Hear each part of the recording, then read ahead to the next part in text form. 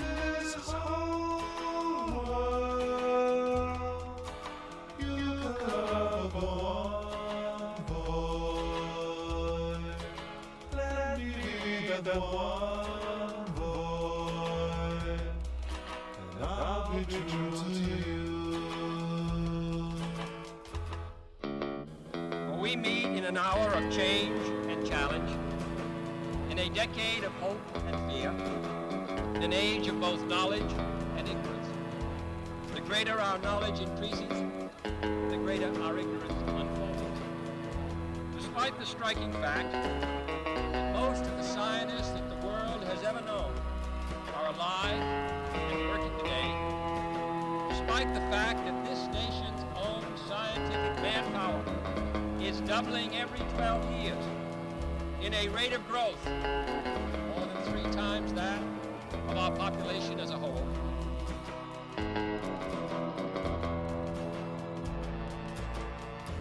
Wherever you go, my heart will follow. I love you so. I'll be true to you. Take my love with you to any port or foreign shore. Darling, you must feel for sure I'll be true to you.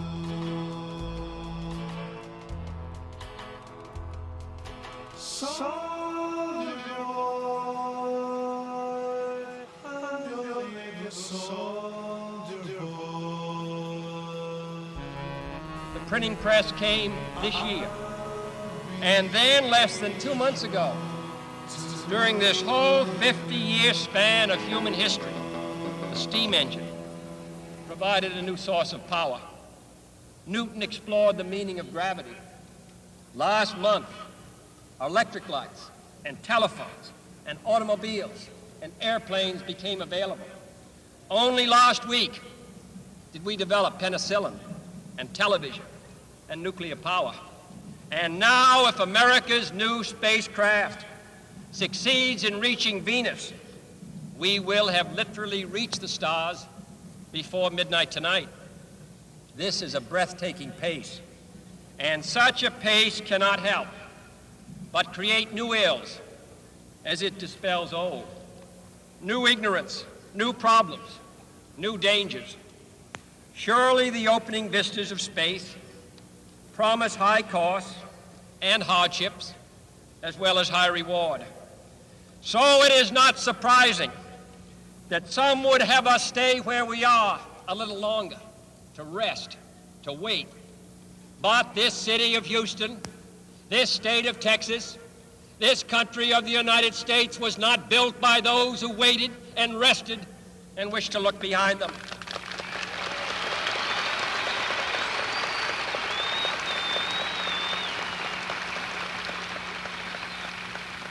This country was conquered by those who move forward, and so will space.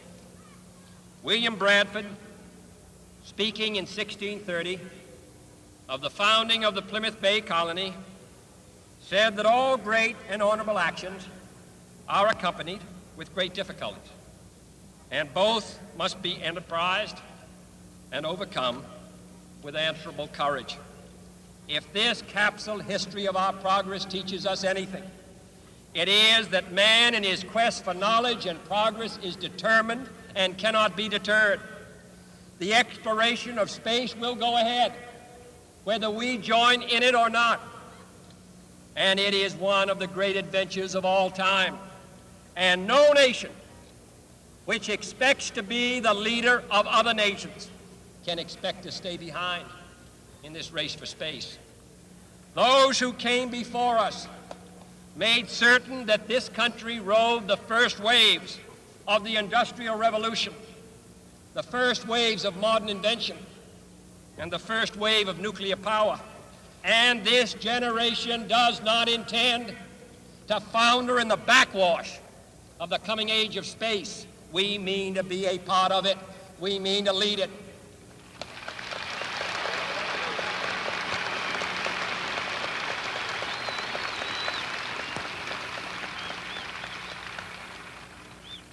For the eyes of the world now look into space, to the moon, and to the planets beyond.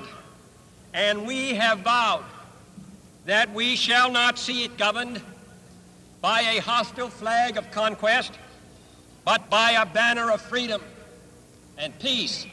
We have vowed that we shall not see space filled with weapons of mass destruction, but with instruments of knowledge and understanding.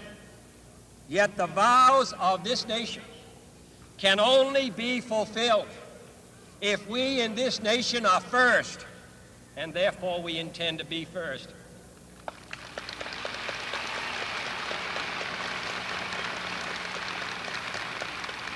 In short, our leadership in science and industry, our hopes for peace and security, our obligations to ourselves as well as others, all require us to make this effort, to solve these mysteries, to solve them for the good of all men, and to become the world's leading spacefaring nation. We set sail on this new sea because there is new knowledge to be gained and new rights to be won, and they must be won and used for the progress of all people. For space science, like nuclear science and all technology, has no conscience of its own. Whether it will become a force for good or ill depends on man. And only if the United States occupies a position of preeminence can we help decide whether this new ocean will be a sea of peace or a new terrifying theater of war.